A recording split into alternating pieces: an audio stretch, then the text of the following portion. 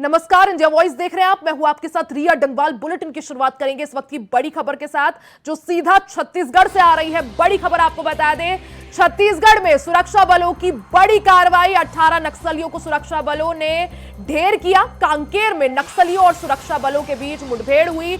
नक्सलियों से मुठभेड़ में 3 जवान घायल हुए हैं। वहीं टॉप नक्सल कमांडर शंकर राव इस मुठभेड़ में ढेर हुआ है। शंकर राव पर 25 लाख का इनाम था। 7 AK-47 और 3 LMG समेत हथियार भी भारी मात्रा में बरामद हुए हैं। तो लोकसभा चुनाव से ठीक पहले ये बड़ी कार्रवाई जो छत्तीसगढ़ में देखने को मिली। कांकेर में नक्सलियों और पुलिस के बीच मुठभेड़ हुई। नक्सलियों से मुठभेड़ में 3 जवान घायल हुए हैं। वहीं 18 नक्सलियों की मौत की खबर है। टॉप नक्सल कमांडर शंकर राव ढेर हुआ है। यह बड़ी सफलता। यहां पर शंकर राव पर 25 लाख का इनाम था। 7 AK-47 और 3 LMG समेत भारी मात्रा में हथियार भी बरामद हुए हैं। तो छत्तीसगढ़ में आज सुरक्षा बल और नक्सलियों के बीच मुठभेड़ हुई। यह बड़ी कार्रवाई सुरक्षा बलों ने जिसको अंजाम दिया। 18 नक्सलियों को सुरक्षा बलों ने ढेर किया। कांकेर में सुरक्षा बलों और नक्सलियों के बीच एक बड़ी मुठभेड़ लोकसभा चुनाव से पहले, क्योंकि 19 अप्रैल से पहले फेज का यानी पहले चरण का जो है मतदान होना है, उसकी शुरुआत हो जाएगी। उससे पहले कांकेर में ये बड़ी कार्रवाई सुरक्षा बलों की तरफ से, जिसमें सुरक्षा बल और नक्सलियों के बीच मुठभेड़ हुई। मुठभेड़ में 18 नक्सलियों को ढेर किया गया। इसमें सबसे बड़ी सफलता ये हाथ लगी कि टॉप नक्सल कमांडर शंकर राव इस मुठभेड़ में ढेर हो गया है। शंकर राव पर 25 लाख का इनाम था। साथ ही इस मुठभेड़ में 7 AK-47, 3 LMG समेत हथियार जो है वो भी बरामद हुए हैं। 19 अप्रैल से लोकसभा चुनाव की शुरुआत हो रही है। पहले चरण का मतदान 19 अप्रैल को है। ऐसे में छत्तीसगढ़ की एक सीट पर 19 अप्रैल को मतदान होना है। बस्तर वो सीट है। वहीं कांकेर में दूसरे चरण में मतदान होना है, जिसको देखते हुए कांकेर में सुरक्षा बलों ने बड़ी कार्रवाई को अंजाम दिया ताकि नक्सली किसी भी तरह से चुनाव को प्रभावित ना कर सके, चुनाव पर किसी भी तरह का अड़ंगा ना लगा सके। बड़ी कार्रवाई को यहां पर अंजाम दिया गया है। आज छोटे बिटिया से दक्षिण तरफ माड़ इलाका में DRG और BSF पार्टियों के साथ नक्सलियों को मुठभेड़ हुआ है। इसमें करीब दर्जन भर नक्सल की मारने की अभी खबर आ रही है, लेकिन अभी पार्टी कमांडर से संपर्क नहीं हो पा रहा है। लेकिन इसमें 4 ऑटोमेटिक वेपन मिलने का पुष्टि कर रहे हैं और कई नक्सल मरने की इसमें संभावना है। पूरी पार्टी वापस आने के बाद आपको डिटेल्स बता पाएंगे। इस मुठभेड़ में शंकर, ललिता, माधवी, इस तरह के बड़े कार्डर्स की उपस्थिति के बारे में हमारे पास सूचना थी, जिसके आधार पर ऑपरेशन लॉन्च किया गया है और संभवतः इन लोगों की मृत्यु हुई है इस मुठभेड़ में। आज दिनांक 16 अप्रैल को जिला कांकेर की छोटेपेटे थाना क्षेत्र अंतर्गत बिनागंडा कोरोनार इलाके में प्रतिबंधित एवं गैर कानूनी CPM संगठन की सीनियर कैडर्स की उपस्थिति का सूचना पर DRG एवं BSF का बल रवाना किए गए थे। अभियान के दौरान सर्चिंग के समय माओवादी और सुरक्षा बल के बीच मुठभेड़ हुई। मुठभेड़ के पश्चात इलाके के सर्चिंग के दौरान अब तक 18 माओवादियों का डेड बॉडी रिकवर किए गए थे। काफी बड़ी मात्रा में AK-47, SLR, इंसास एवं अन्य ग्रेडेड वेपन्स 303 जैसा वेपन्स बरामद किए गए थे। अभी भी अभियान जारी है, इसलिए डिटेल जानकारी थोड़ी देर पश्चात विस्तार से दी जाएगी। उस मुठभेड़ में हमारा 3 जवान भी घायल हुआ। उनकी स्थिति अभी सामान्य और खतरा से बाहर है, फिर भी उनके बेहतर इलाज के लिए हायर सेंटर रेफर की जा रही है और अभी तक लगातार इलाके में रीइंफोर्समेंट पार्टी के माध्यम से भी सर्चिंग की जा रही है। सर्चिंग के उपरांत और डिटेल जानकारी दी जाएगी। तो छत्तीसगढ़ में ये बड़ी कार्रवाई को अंजाम दिया गया है। सुरक्षा बलों और नक्सलियों के बीच मुठभेड़ हुई। कांकेर में इस मुठभेड़ को अंजाम दिया गया, इस पूरी कार्रवाई को अंजाम दिया गया। इस पूरी कार्रवाई में 18 नक्सली ढेर हुए हैं। वहीं बड़ी सफलता सुरक्षा बलों को लगी है। शंकर राव जो कि नक्सली कमांडर है, वो भी इस मुठभेड़ में ढेर हुआ है। 25 लाख का इनाम था और साथ ही 7 AK-47, 3 LMG और भारी मात्रा में हथियार भी बरामद हुए हैं। तस्वीरें आपको दिखा रहे हैं। तो लोकसभा चुनाव से ठीक पहले इस बड़ी कार्रवाई को अंजाम दिया गया है। तस्वीरें आपको दिखा रहे हैं, एक्सक्लूसिव तस्वीरें इंडिया वॉइस के कैमरे से आपको दिखा रहे हैं किस तरह से इस पूरी कार्रवाई को अंजाम दिया गया। लोकसभा चुनाव प्रभावित ना हो इसको देखते हुए ये बड़ी कार्रवाई सुरक्षा बलों ने कांकेर में की। कांकेर में सुरक्षा बलों और नक्सलियों के बीच मुठभेड़ होती है। मुठभेड़ में 18 नक्सली ढेर हो जाते हैं, साथ ही 3 जवान भी घायल हुए हैं। वहीं बड़ी सफलता हाथ लगी है। टॉप नक्सल कमांडर शंकर राव इस मुठभेड़ में ढेर हुआ है। 25 लाख का इनाम था शंकर राव पर। साथ ही सुरक्षा बलों को 7 AK-47, 3 LMG के साथ भारी मात्रा में हथियार भी बरामद हुए हैं। तो 19 अप्रैल से पहला चरण जो है लोकसभा चुनाव का वो शुरू हो रहा है। ऐसे में छत्तीसगढ़ की भी एक सीट, बस्तर में लोकसभा चुनाव है। कांकेर में दूसरे चरण में चुनाव है। इसको देखते हुए कोई भी नक्सली चुनाव को प्रभावित ना कर सके, बड़ी कार्रवाई को अंजाम दिया गया है। कमलेश हमारे साथ कांकेर से लाइव जुड़ गए हैं। कमलेश, सबसे पहले अगर बात की जाए, आज इस बड़ी कार्रवाई को अंजाम दिया गया। 19 अप्रैल से जो है लोकसभा का चुनाव भी शुरू हो रहा है। पहले फेज में, पहले चरण में वोटिंग है। लोकसभा चुनाव से ठीक पहले ये बड़ी कार्रवाई, इसको लेकर क्या जानकारी, क्या अपडेट, कौन कौन नक्सली इसमें ढेर हुए हैं?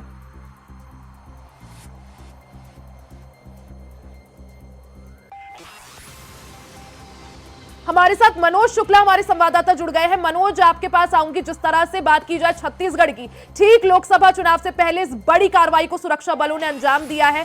कांकेर में मुठभेड़ हुई, क्या जानकारी इस मुठभेड़ को लेकर, कौन कौन से नक्सली जो है इसमें ढेर हुए हैं? मनोज, आपको आवाज मिल पा रही है? आपको बता दें कि छत्तीसगढ़ में बड़ी कार्रवाई की गई। सुरक्षा कर्मियों और नक्सलियों के बीच मुठभेड़ हुई। कांकेर में सुरक्षा बलों और नक्सलियों के बीच मुठभेड़ हुई, जिसमें 18 नक्सली ढेर हुए हैं। आपको बता दें लोकसभा चुनाव का पहला चरण जो है 19 अप्रैल से शुरू हो रहा है। 19 अप्रैल को वोटिंग है।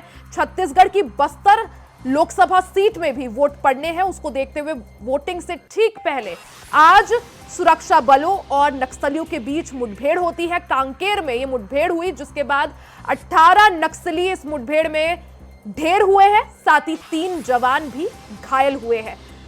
बड़ी सफलता हाथ लगी है। टॉप नक्सल कमांडर शंकर राव ढेर हुए हैं। शंकर राव पर 25 लाख का इनाम था।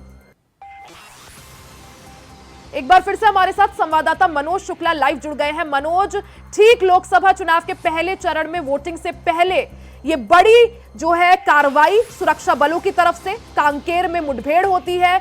18 नक्सली इसमें ढेर हुए हैं। क्या जानकारी, क्या अपडेट इसको लेकर? जी रिया, बता दें आपको कि जब से छत्तीसगढ़ में चुनाव की घोषणा हुई है, तब से लगातार नक्सली वारदात ज्यादा देखने को मिल रहे हैं और ऐसे सरकार भी लगातार कार्रवाई कर रही है। और आपको महत्वपूर्ण बात बता दें कि अभी जो ये 18 नक्सलियों के मारे जाने की ये जवानों के लिए बड़ी कामयाबी देखने को मिली है और इसमें संख्या, नक्सलियों के मारे जाने की संख्या और भी बढ़ने की उम्मीद जवानों, वहाँ के सूत्रों से हवाले से खबर मिली कि और नक्सलियों की को इस घटना से मिल सकती है। मनोज, लोकसभा चुनाव के पहले फेज से ठीक पहले इतनी बड़ी कार्रवाई को अंजाम देना और बड़ी सफलता यहाँ पे हाथ लगी, क्योंकि टॉप नक्सल कमांडर शंकर राव भी इसमें ढेर हुआ है, जिस पर 25 लाख का इनाम था।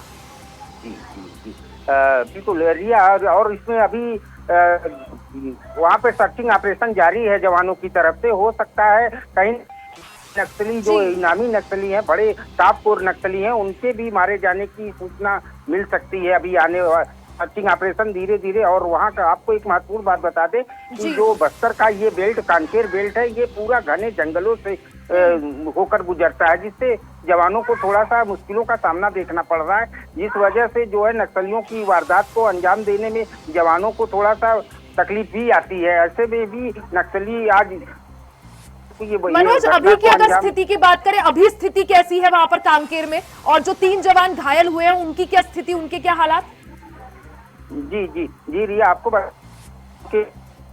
हेलीकॉप्टर रवाना हो चुका है और थोड़ा मौसम खराब है छत्तीसगढ़ में, जिस वजह से हेलीकॉप्टर वहां पहुंच पाने में हो सकता है और रात का समय भी हो गया है, जिससे हो सकता है कि दिक्कतों का सामना है, लेकिन उनके फर्स्ट उपचार के लिए वहां पर जो है चिकित्सक की टीमों जी। वहां पर रवाना कर दी गई थी कांकेर से ही, ऐसी जानकारी वहां कांकेर से मिली है जी।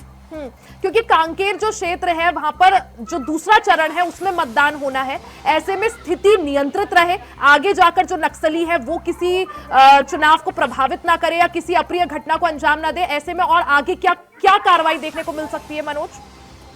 जी रिया, आपको बता दें कि जब से छत्तीसगढ़ में बीजेपी की सरकार बनी है, लगातार नक्सलियों को मुंहतोड़ जवाब हमारे जवान देते आ रहे हैं, और ऐसे में नक्सली ऑपरेशन भी लगातार हो रहा है, जिसको लेकर नक्सली बौखलाहट में ऐसी घटना को अंजाम दे रहे हैं, ऐसा माना जा सकता है जी। साथ ही मनोज, जो टॉप नक्सल कमांडर शंकर राव जिस पर 25 लाख का इनाम था, वो इस मुठभेड़ में ढेर हुआ है, कितनी बड़ी सफलता ये? जी जी बिल्कुल रिया, ये जवानों के लिए बड़ी सफलता है। और आपको बता दे रिया कि कांकेर एसपी के द्वारा जो बयान दिया गया है मीडिया से, ठीक है मनोज, हमारे साथ कमलेश भी जुड़ चुके हैं कांकेर से लाइव। कमलेश, अगर बात की जाए आज जिस तरह से मुठभेड़ देखने को मिली जिसमें 18 नक्सली जो है वो ढेर हुए, कितनी बड़ी सफलता ये? जी जी, आपको बता दूं, आज छोटे बेटिया क्षेत्र में 18 नक्सली मारने की खबर आ रही है, जिसमें पैर में गोली भी लगी है और 3 नक्सली की ढेर होने की संभावना आ रही है। कमलेश, अभी मौजूदा स्थिति कैसी है, क्योंकि सर्च ऑपरेशन अभी भी जारी है और 3 जवान घायल भी हुए हैं? जी जी, अभी भी 3 जवान घायल हुए हैं और बाकी के जवान जो 15 जवाने हैं उनको रायपुर रेफर किया गया है। कमलेश, जिस तरह से 19 अप्रैल से जो है पहला चरण मतदान का शुरू होना है, चुनाव काफी ज्यादा नजदीक है, उससे पहले इतनी बड़ी जो है कार्रवाई को अंजाम देना सुरक्षा बलों की तरफ से, कितनी बड़ी सफलता इसमें, क्योंकि टॉप नक्सल कमांडर शंकर राव वो भी ढेर हुआ है? जी हाँ, शंकर राव भी ढेर हो गया। और बता दूं आपको, इसमें 25 लाख के इनामे भी पाए हैं। आगे चुनाव के माहौल में आज जो नक्सली ढेर हुए हैं, 25 लाख के इनामे भी पाए गए हैं। कमलेश, जिस तरह से आगे अभी चुनाव होना है, कंकेर में जो है दूसरे चरण में मतदान है, आगे क्या स्थिति हो सकती है? क्या आगे भी ऐसी कार्रवाई देखने को मिल सकती है ताकि चुनावों को प्रभावित ना किया जा सके? जी हाँ, आगे भी नक्सलियों की सर्चिंग और नक्सलियों के जो पुलिस जो सर्चिंग में गए थे, आज नक्सली जाने के बाद जो मुठभेड़ हुए उसमें 18 नक्सली मारने की संभावना खबर मिली है। कमलेश, जो 3 जवान घायल हुए हैं उनकी स्थिति कैसी है? उसकी स्थिति अभी रायपुर उसको रेफर किया गया और अभी स्थिति अभी फिलहाल ठीक है। ठीक है कमलेश, आप नजर बनाए रखें। बहुत बहुत शुक्रिया तमाम जानकारी के लिए। मनोज, आपका भी बहुत बहुत शुक्रिया।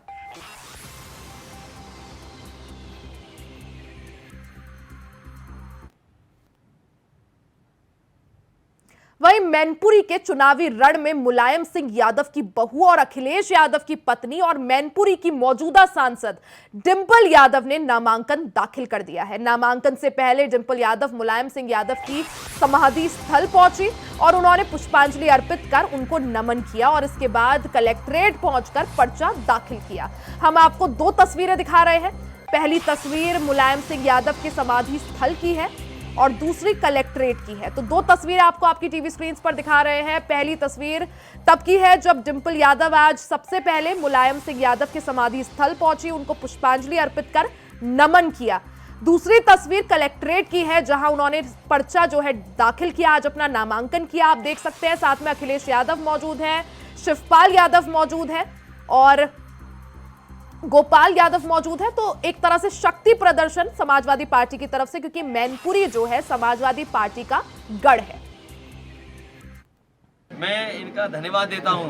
ये नौजवान जुझारू काम करना चाहते थे, अपने समाज को जगा करके अपने साथ वोट ला करके लड़ना चाहते थे, लेकिन देखिए आप, बीजेपी का फोन आया होगा, बसपा ने टिकट बदल दी। प्रसाद यादव को टिकट, वो बीजेपी के फोन से बसपा ने टिकट बदली। मैंने कार्यक्रम नहीं देखा, लेकिन मैंने उस कार्यक्रम की तस्वीरें देखी और तस्वीरें बताती हैं कि मंच तो थोड़ा बहुत थे लोग, लेकिन कुर्सियां सब खाली थी।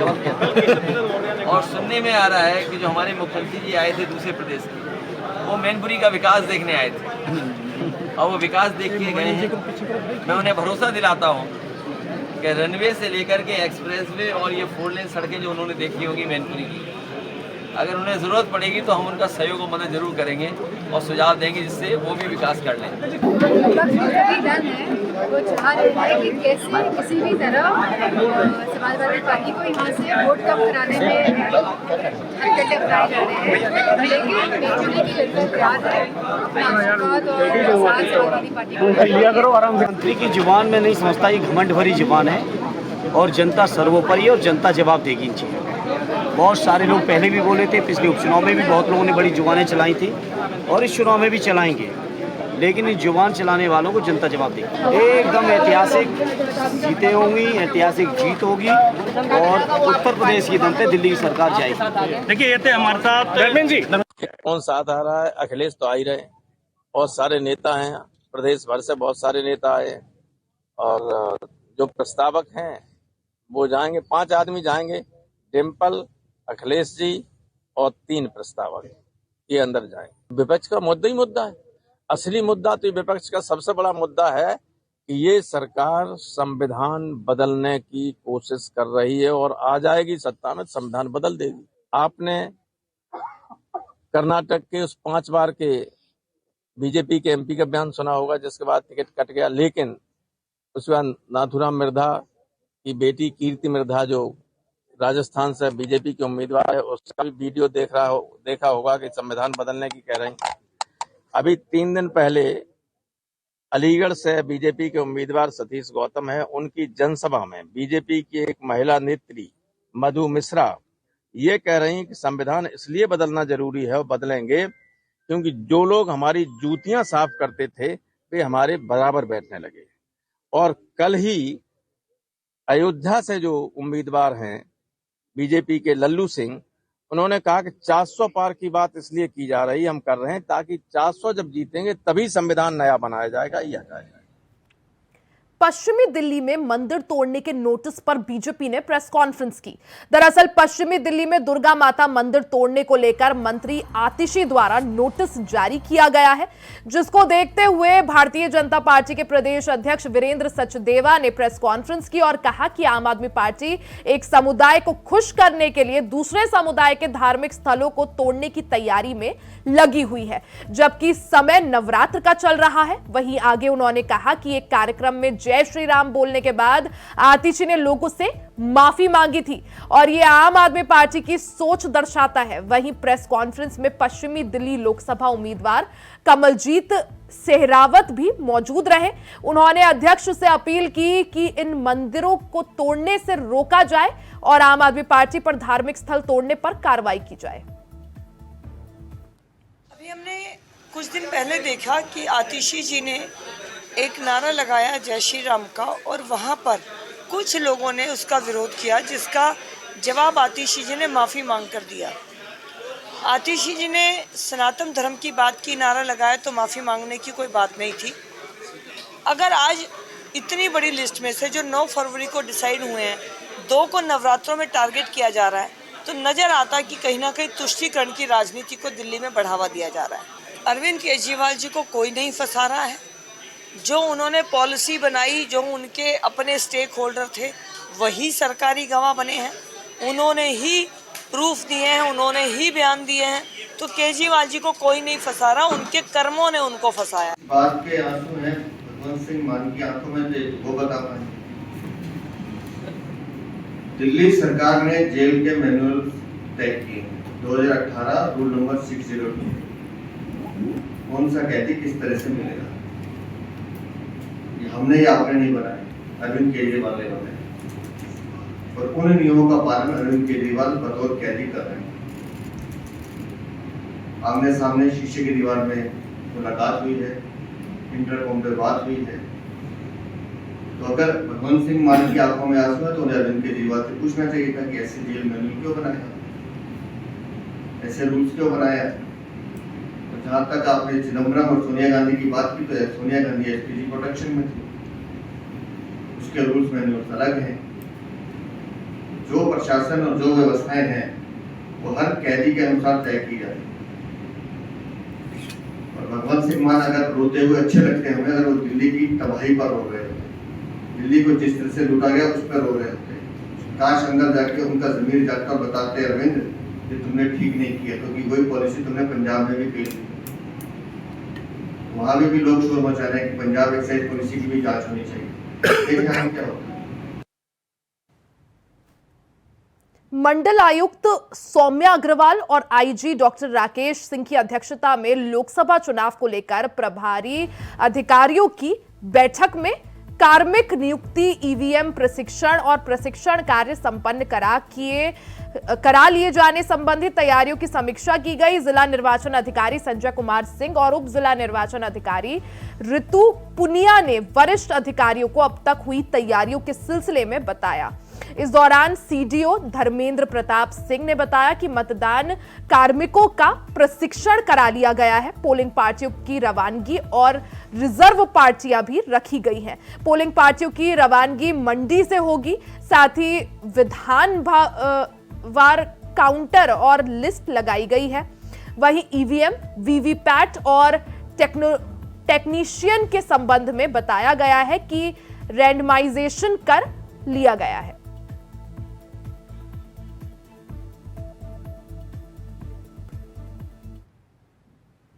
वहीं लोकसभा चुनाव में अब कुछ ही दिन बचे हैं, ऐसे में सभी नेता सक्रिय हो गए हैं। केंद्रीय मंत्री स्मृति ईरानी सलोन पहुंची, जहां उन्होंने मंडल स्तर के कार्यकर्ताओं के साथ बैठक की। साथ ही कई और कार्यकर्ताओं के साथ वो अलग अलग स्थानों पर बैठक करेंगी।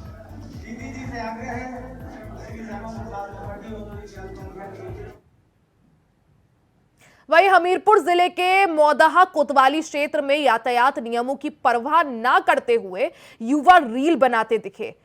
फॉलोअर्स बढ़ाने के लिए दोनों युवाओं ने अपनी जान जोखिम में डाली और बाइक पर खतरनाक स्टंट करने का वीडियो सोशल मीडिया पर जमकर वायरल हो रहा है।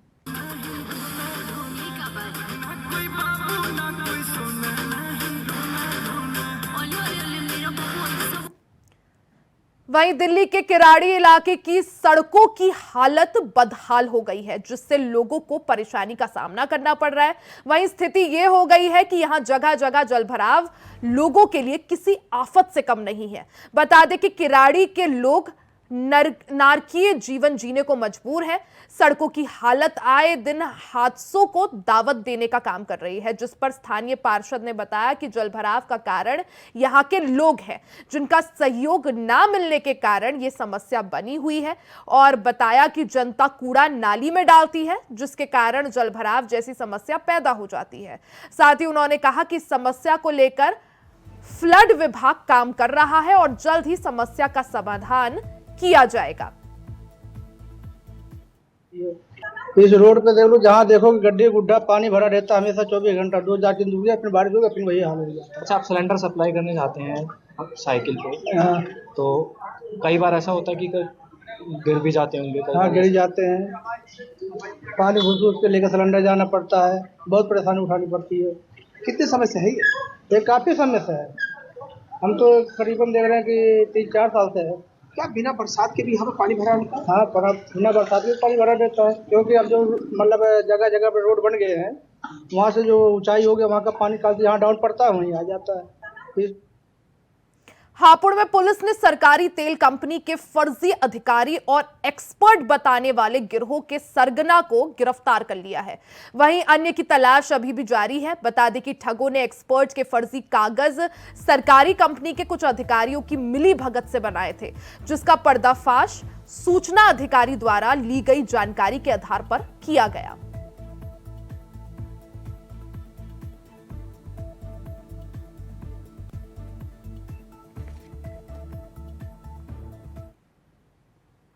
इसी के साथ इस बुलेटिन में फिलहाल के लिए सिर्फ इतना ही। खबरों का सिलसिला जारी रहेगा, बने रहे हमारे साथ।